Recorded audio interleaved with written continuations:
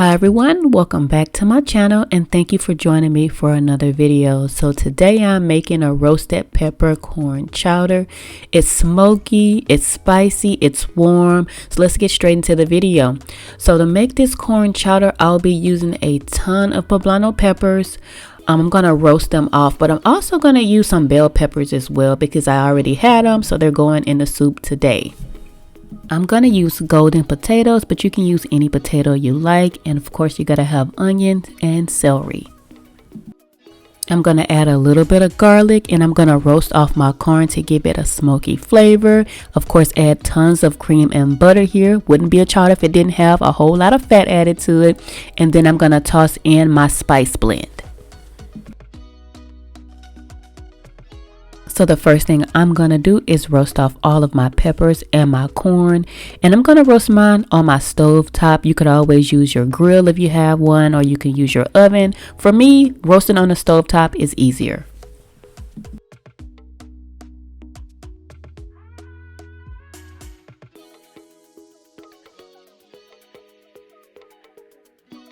Once that's done, I take all of my peppers and I put them in a Ziploc bag so that they can sweat. Yes, I put them in a Ziploc bag. This is the best way, in my opinion, to roast and peel peppers. Some people use foil, but no, I have to put mine in a Ziploc bag.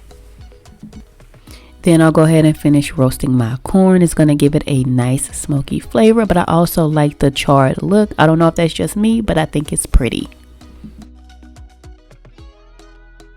Next, I chop all of my vegetables, so I'll cut the corn off the cobs, then chop my onion, my garlic, my celery, and my potatoes. Now it's time to peel and dice my roasted peppers. And do you see how the skin just slides off? It literally just slides off like butter. This is why this is my preferred method.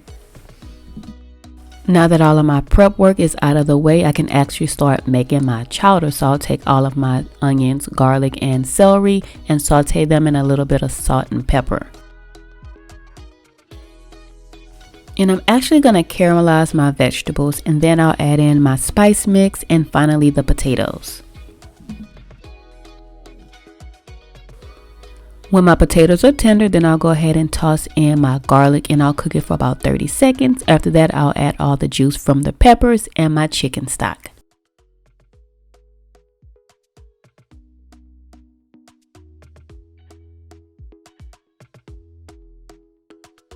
Now I'm just going to add all of my corn and all of my roasted peppers, and it's going to cook for about 10 to 12 minutes before I blend it. I blended half of the soup. You could always blend more if you like, and I'm only using 1 cup of cream. Again, you could add additional cream if you like.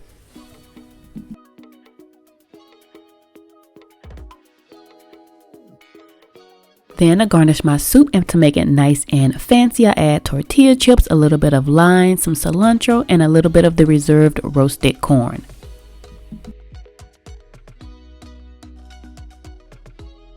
I don't know about y'all, but it looks Instagram worthy to me. You can definitely impress your guests with this soup. It is a labor of love with this one though, but I think it's worth it in the end.